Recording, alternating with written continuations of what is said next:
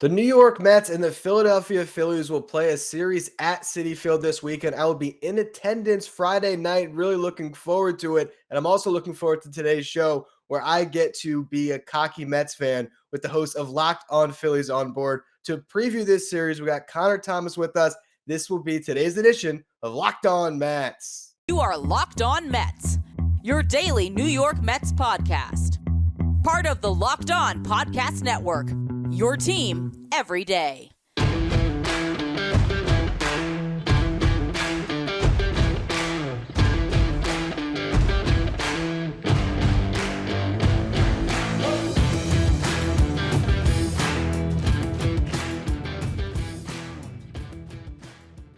We have our second Locked On crossover of the week. Earlier on this week, I was able to talk to Lucas of Locked On Cardinals right after the Mets just had that incredible comeback victory. Today, I get to talk to the host of Locked On Phillies, Connor Thomas. For the Phillies listeners who don't know, I am Ryan Finkelstein, the host of Locked On Mets. You can follow me on Twitter at FinkelsteinRyan. Find some of my writing about the Mets at justbaseball.com, where I work as the managing editor. Connor, first of all, how's the season been going for you? Phillies got off to a little bit of a rough start, but the bats seem to be heating up a little bit right now. Yeah, it was an interesting start. The weird thing is that opening series against the Athletics, and we know what the Athletics are going to be. Not exactly the cream of the crop out west or anywhere in the MLB, but the Phillies look good comparatively. So everyone got really high, and you already had that whole strong offseason with all the money spent, and then you lose the next four series. So there have been people like not hitting the panic button, but some fans are questioning Joe Girardi's ability to manage, questioning the money spent on this team. So it's tense right now in Philadelphia, but that's how it always is to start the year. And then everyone settles in by the time you get deeper into the summer and get more used to the flow of the baseball season. So, hey, good couple of games recently, and hopefully we're hitting the hot streak so that the fans can calm down a little bit compared to what they were when we were losing the series to you guys, the Rockies out in Colorado, the Brewers, stuff like that. Yeah, it's time for overreaction right now, early in the season. Small sample sizes are king, which is why I get to, at least for now, be the cocky Mets fan on the podcast. And so I just want to ask really most of the other Locked On hosts when I cross over with them. I think my leading question is going to start to be, how good are the New York Mets? Well, as of right now, the Mets are 5 games better than the Philadelphia Phillies. And that's about as concrete as you can get. No, they're a nice team. We kind of knew this coming in. We talked when we did the whole NL East roundtable going into the season that the Mets were probably the favorite in mine and yours opinion to win this division, despite the Braves being the defending World Series champion. And even without Jacob deGrom, the Mets are they're rolling right now. It is early. It's still early. So there's plenty of time, as well as I do. And we're really worried about August and September. But right now, they look as good as just about any team in the NL and any team in baseball, really.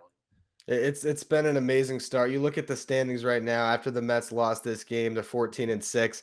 That's still a 700 winning percentage through 20 games. So 20 games, we knock a small sample size. 20 games is a pretty good representative sample of what a baseball team can be. I mean, that's multiple weeks of stringing together solid performances. They've won each of their first 6 series for the first time in franchise history. You look at the other teams in this division, the Marlins have been hanging in there with their pitching. They're 500 as we record this. We're recording this on Wednesday because I'll be traveling all day on Thursday. So Connor, nice enough to accommodate my schedule to do this series preview a little bit early. If we had recorded this tomorrow night, maybe the Phillies win the next 2 against the Rockies, and they're sitting at 500 as well, and maybe a little bit closer to the Mets in this division. But right now it's Marlins at 8-8 in second. And then you have the Phillies and the Braves both at 8-10 as we record here. The run differentials tell a big story this season so far, too. Mets plus 33, I believe, after this latest game. Marlins plus 4, Phillies plus 2, Braves minus 2, and the Nationals, who we can forget about, at minus 41. What have you seen so far from the other teams in this division? The Braves, the Marlins, the Phillies. Like where do you see those teams stacking up in correlation to the Mets right now? Yeah, well, the Nationals, we know we can just Yeah. let them go. The Braves actually in fourth is interesting, and that's something I kind of felt because you lose Freddie Freeman, who even though you replace him with Matt Olson, a more than serviceable replacement there at first, the locker room dynamic has changed significantly, and they still don't have Ronald Acuna back from that significant knee injury he suffered last year. So that team's going to get better, but they're just off to a slow start. I think they're going to finish at least in the top three, if not top two, depending on what the Phillies have done.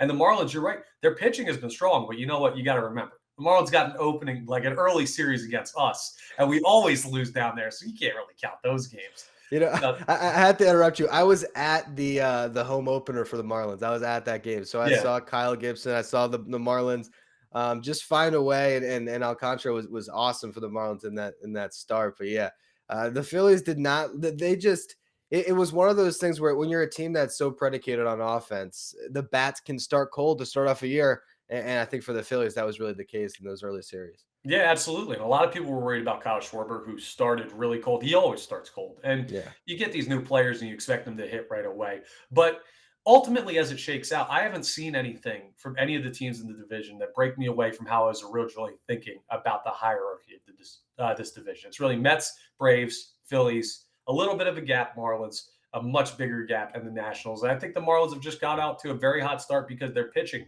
has been so good. And listen, I like what they've done offensively as well. Jazz Chisholm Oh is yeah. he's like a doubles and triples machine. And that team goes as he and some of the young pitchers go. They can be dangerous in a couple years, but I think the youth that they still have to deal with on this team as the season goes, the Marlins will fade back to fourth, but certainly an encouraging start for them.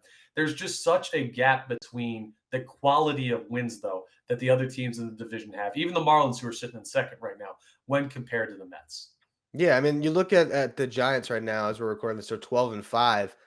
Three of those losses have come at the hands of the Mets, and that's just showing you them beating a good team. They take two or three from the Cardinals. Obviously today they lost, but that game was one where the Cardinals grinded it out. They're a really good team as well, and they're gonna lose some games to good teams. But I think as you look at this division right now, because of the starting pitching the Mets are getting, it's catapulted them into a tier that's above everyone else. Now, a team like the Braves can certainly, all come together with Acuna and they have the World Series pedigree. And a team like the Phillies or the Marlins could be one of those darlings throughout a year that can get really hot and maybe make a run at it. But I think as we sit here and we're about to see these teams, meet up for the second time, it's clear who the class of the division is, and the class of the division is the New York Mets.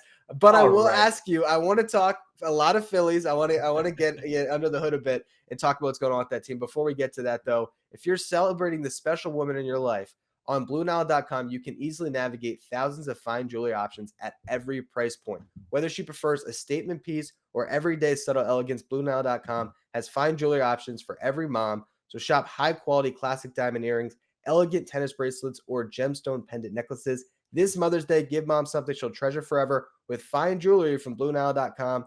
And Locked On Mets and Locked On Phillies listeners get $50 off $500. This podcast exclusive is only good through Mother's Day, so use the code Locked On. Again, that's code Locked On. Plus, every order is insured, ships free, and arrives in a discreet package that won't give away what's inside. Shop stress-free and find your forever pieces by going to BlueNile.com today. All right. So when we talk about the Phillies, the first thing that always comes to mind for me is how does this team look defensively? And with what's going on with Bryce Harper, now it appears like he is the DH. How long is that situation going to take for his arm to get better? Is this a situation where he might just be a DH this year? I really haven't gotten a clear sense of what that injury is. Yeah, so he's got elbow soreness in his throwing arm. It's why he's ended up just being a DH over the past couple games. And actually, a recent article came out on NBC Sports Philadelphia, our local NBC channel here that does the TV coverage and carries all of the games. And he did not sound like he was all that excited about the prospect of getting back out there into right field. It sounds like originally this was going to be about a week plus that he was going to spend at the DH spot. Now it sounds like this could continue pretty deep into what's this next month, May? I'm not great with the Yeah. months. Yeah, so Yeah. it could be the next couple weeks that we see Bryce Harper firmly entrenched in the DH spot. Now, the upside is he's not that much of a plus defensively over your average right fielder. Now, Nick Castellanos, who's been playing right field for them in Bryce Harper's absence, is a worse fielder. But Bryce isn't exactly a Gold Glove winner himself. So it's a downgrade, but not one that should be catastrophic there. And he's swinging the bat all right. So I'm not too worried about it. And the defense was never going to be the calling card of this team. So when he gets back, he gets back. For now, we'll sit him in the DH spot. I'm more worried about Kyle Schwarber in left, who is one of the worst defensive metric fielders in all of baseball, who now can't spend his days in the DH spot. That's more my issue. Yeah, I think for me, it's weird because both Castellanos and Schwarber are just, if you look at the metrics, have been terrible defensively. Yeah. Yet at times, I feel like Castellanos is just a little bit more athletic. Maybe can make an extra play. Maybe has a little bit of a better arm. Where Schwarber, it has always looked like a catcher playing the outfield. And he wasn't necessarily a great catcher either. And I think that's the biggest question for me with Harper at DH. Like you said, it's not like Harper is going to win a Gold Glove, but he's an outfielder, and these guys are kind of converted outfielders. So I feel like the degree of difference there is pretty big, and it also doesn't allow you to be as flexible with that DH spot when you also have Alec Bohm and others that could get some of those at bats. So what does it look like with the Schwarber out there with Castellanos? How are they trying to mix all these guys into the lineup if Harper is going to have to be an everyday DH for the next couple of weeks? Yeah, well, it's clear that they want Castellanos in right because he is a slightly better fielder. Kyle Schwarber's not going to play any position other than left field. You're absolutely right. He looks like a converted catcher. The funny thing is, if I remember right, Bryce Harper originally coming out was a catcher, and they It's converted like in him high to school, outfield.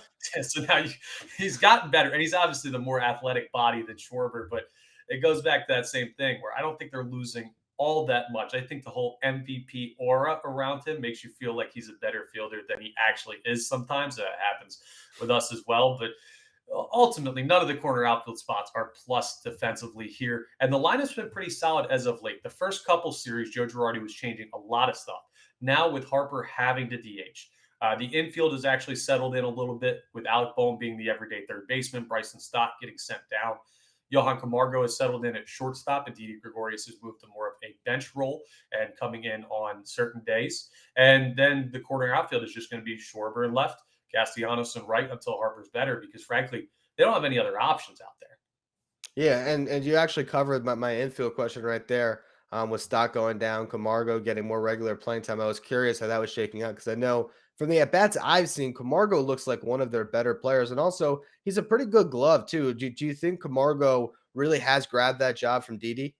Yeah, I do because of how hot his bat's been. Now he could easily give it back. And Didi wasn't bad defensively when he was out there last year. I think some of his defensive issues stemmed from an elbow problem he had all year long, and it also hurt him at the plate. But this year his bat just went cold. Camargo got a couple spot starts and was hitting like 500, and you can't take that bat out of the lineup. And he's a plus defensively. So to have him next to Alec Bohm and kind of cover a little bit, even though it's Bohm's glove side, cover a little bit towards that side of the field and help him out definitely helps out the Phillies infield defense a little bit. So those two have become must plays until they stop hitting consistently. They're going to be in the lineup just about every day. And Bohm has become kind of a folk hero. How did you take all of that? Obviously that came against the Mets. He made, I mean, it felt like there was like 6 plays in those first 3 innings. It was like the Mets' entire offensive strategy that game was just play Pepper over to third base and just test him and see if he would airmail some throws, and he did. And the cameras, obviously, if you don't know, caught him saying, "I effing hate this place." And then after the game, though, to Bohm's credit, you could not have handled that situation as a professional better than Alec Bohm did answering those questions. And it seems like the fans have really responded to him after that. They have. It's crazy to get a standing ovation in Philadelphia after saying something like that. By the way, I can't believe in that game that the Mets were just bunting everything down the third baseline until he figured out how to field the ball. But it is crazy how that's kind of grown. In Philadelphia, there's this culture of respect that really carries weight. It's like the old neighborhood, like respect your elders, and the elders in this case are the fans because we've been around largely longer than players that are in this city. Players come and go, but you're going to be a Philadelphia Phillies fan for life. So when you have a chance to apologize for disrespecting the fan base, which is basically what he did, and then going back on it saying, hey, I don't actually hate this place. It was just a spur of the moment thing. One, we've got short fuses in Philadelphia. You know that following the Mets. It's the same thing in New York. And you can respect an outburst of passion and anger. And when you own up to it, it endears yourself to this fan base. It's the same thing as how Chase Utley was kind of never the most, and sorry to bring up Utley, I know how you guys feel, but Chase Utley wasn't the most lovable guy even to this fan base with the personality, the kind of cold personality that he had. But we respected that because it sort of reminded us of the culture of the city. That's kind of what it is with Alec Bohm. Tell us how you feel, apologize if it was hasty, and then bounce back. And you know what helps is when you start fielding very well and you continue to hit incredibly well. So he's turned into a solid fielder since that, and he's been hitting the cover off the ball. That definitely helps with your standing too.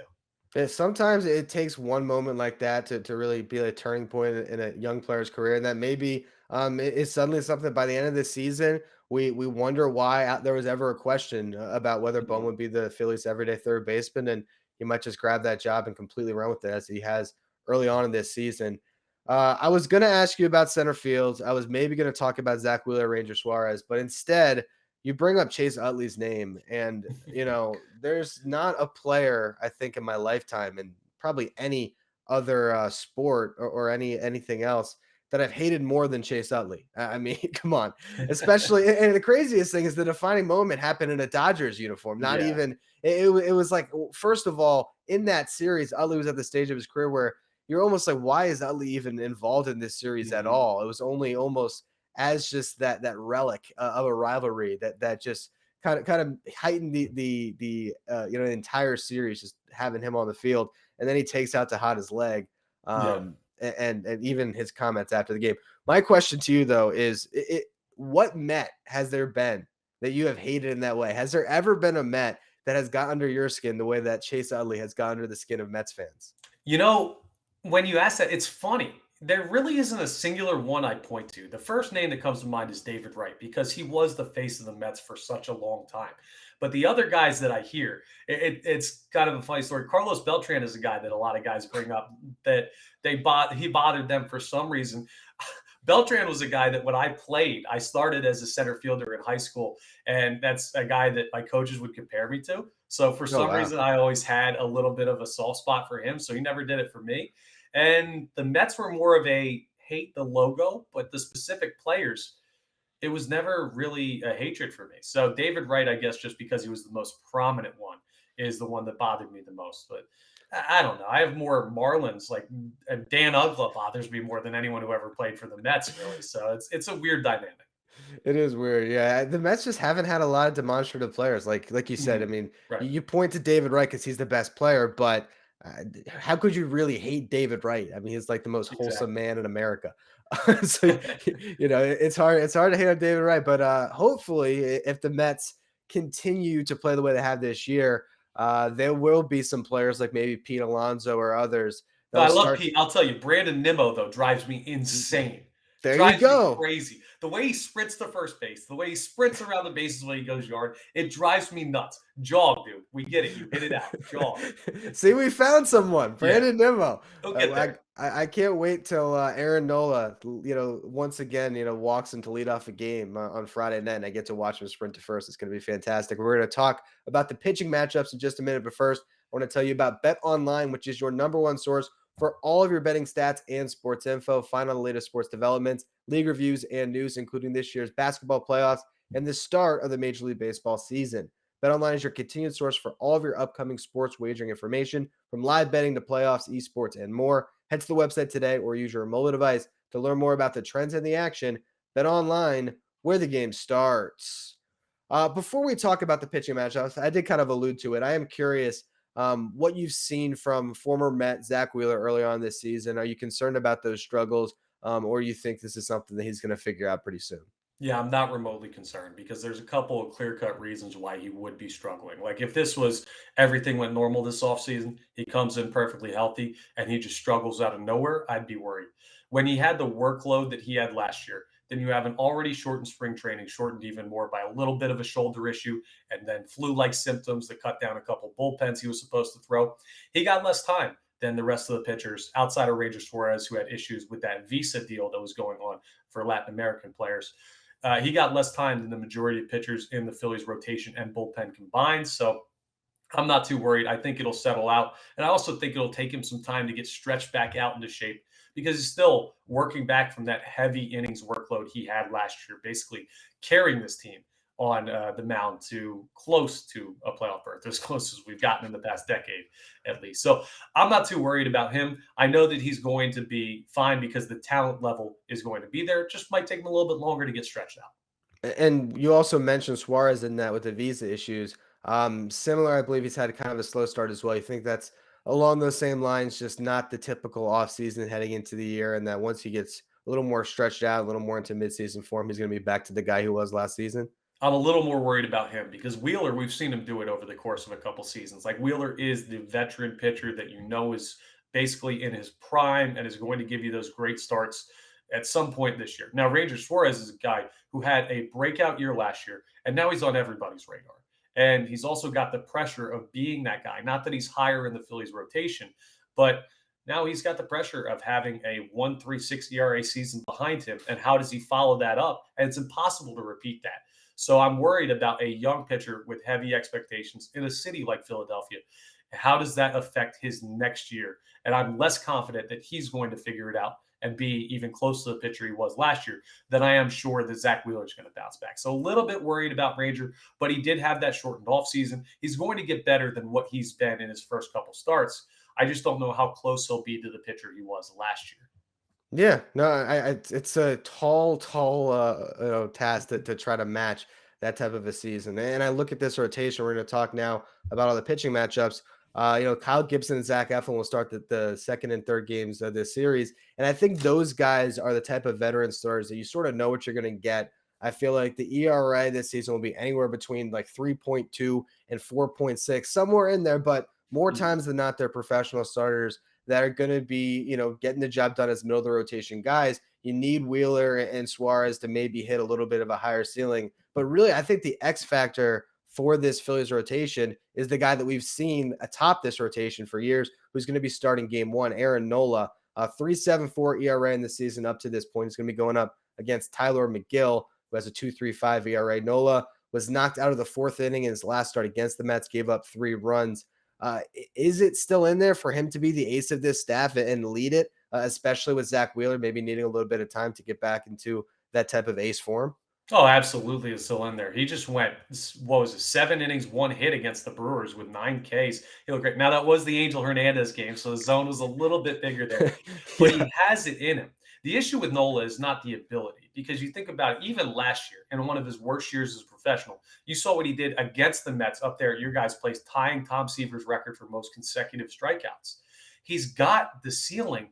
The issue is the consistency is not there. For every game he has like that, he's got 3 games where you need him to either stop a slide in a series or win you a series in a getaway game, and he just falls apart.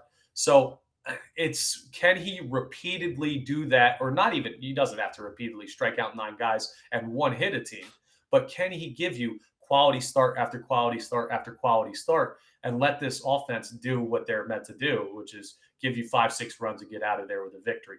I think he's going to end up having a very solid year because, frankly, he's too talented not to. The past 2 years, he's kind of collapsed. So he's due for a year where he's closer to 2018 than further away from it. But with the consistency issues, I just don't know how high that ceiling is going to be when everything's said and done. He's going to have moments where he looks like a Cy Young candidate. He has that ability in him.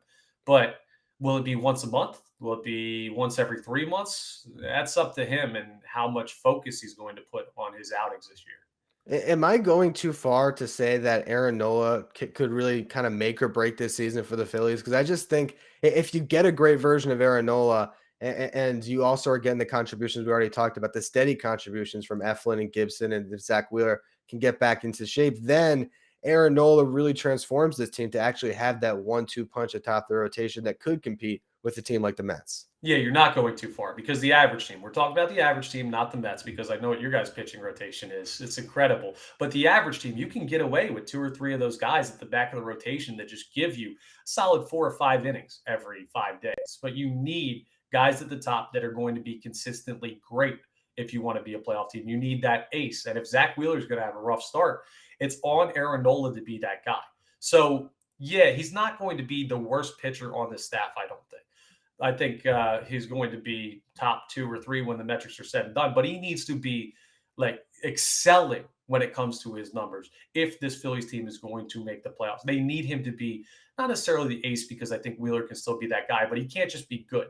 He needs to be great for them to get where they need to go. And that's why I think it is fair to say this season largely hinges on him not just being acceptable, being great, being close to his 2018 self for them to win the 88 to 90 games I think they're going to need to get in the dance. Yeah, it's going to be really interesting to see what Nola does. He's one of those pitchers that I'm excited to watch when I'm at the game on Friday. I'll tell you that.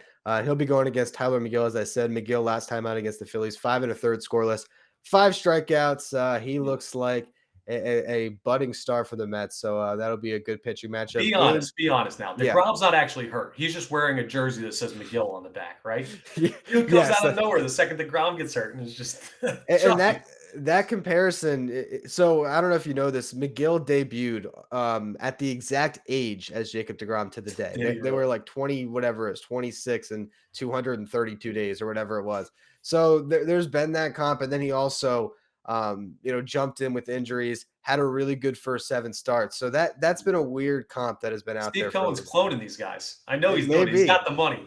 That could be it. They did the 3D printed DeGrom's elbow, and they had surgery this offseason to help Miguel out. Game 2, Gibson versus Taijuan Walker. Walker last time out got hurt against the Phillies, struck out 4 Phillies in 2 scoreless innings before he exited. Gibson has yet to face the Mets this season, a 3.47 ERA. To me, that's a game where really that could turn the tides. If the Phillies were to get game 1, or even not, they might need that second game, because game 3, you got Scherzer versus Eflin. And I feel like that's the one in this series where there's one clear, huge edge in a pitching matchup. Yeah, you're absolutely right. Taijuan Walker, if there is kind of a susceptible arm to get right now in this Mets rotation with DeGrom out, that's probably the guy you want to go after. It certainly is in this series with how the pitching matchups stack up. So, yeah, you look at that, and every series you go into, you pick out the guy out of the 3 that you're seeing or 4 that you're seeing. That's like, okay, we need this one. And this one is Taijuan Walker. Not that he's a bad arm by any stretch of the imagination. He's part of a great rotation, and he's going to be, I think you'll agree, a good part of that back end of rotation. Like if he has an average season at all, he's going to be a great help to you guys being the best rotation in baseball, or one of the best. But just because of circumstance, he's a guy that you look at like, okay, we got to go get him because Scherzer's going to be tough, and we couldn't touch McGill last time we saw him. So that's definitely the game I've got circled out of these 3 where the pitching matchup may most benefit the Phillies.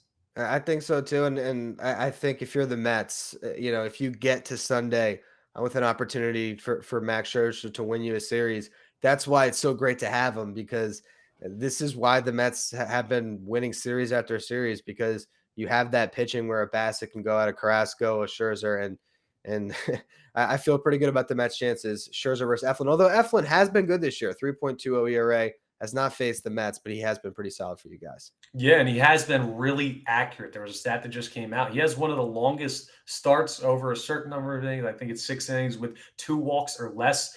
Like there's only 3 other pitchers that have equaled. It's 28 starts now for him in the modern era, which is incredible. He's quietly very accurate, and he's very consistent. He doesn't really have the excitement factor that a DeGrom, a Scherzer, a Nola, a Wheeler have to be a top end guy, but he just gets it done day in and day out. So maybe he could steal one, and I guess we're due against Scherzer eventually, right? He shut us down forever when he was in Washington. He shut us down the first time we saw him with you guys. So eventually we're going to run into one, right?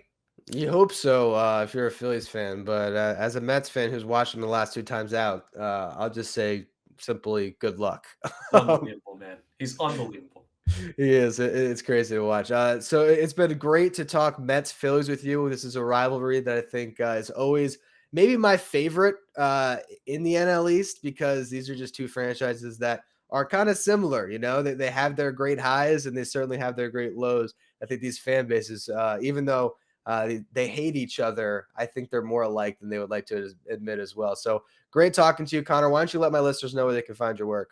Yeah, great talking to you too, Ryan. You can find me on Twitter at ConnorThomas975. You can find everything Locked On Phillies at LO_Phillies on Twitter. Find us on YouTube at Locked On Phillies. And you can hear me talking sports talk. If you're in the Philadelphia area, you find us on the app on 97.5 The Fanatic in the morning on the John Kincaid Show. And I do TV spots too, believe it or not. This ugly, and they put me on TV on NBC Sports Philadelphia. And if you were listening today, you could have seen Connor's face on our YouTube channel at Locked On Mets. So you can follow us there. For all the Phillies listeners, you might want to find my work. I'm at Finkelstein Ryan on Twitter. You can find the show at Locked On Mets. Thank you for making this your first listen today. Now for your second listen, check out Locked On MLB, hosted by Paul Francis Sullivan, but we call him Sully. He's got you covered with everything going on with Major League Baseball. You can follow Locked On MLB wherever you get podcasts.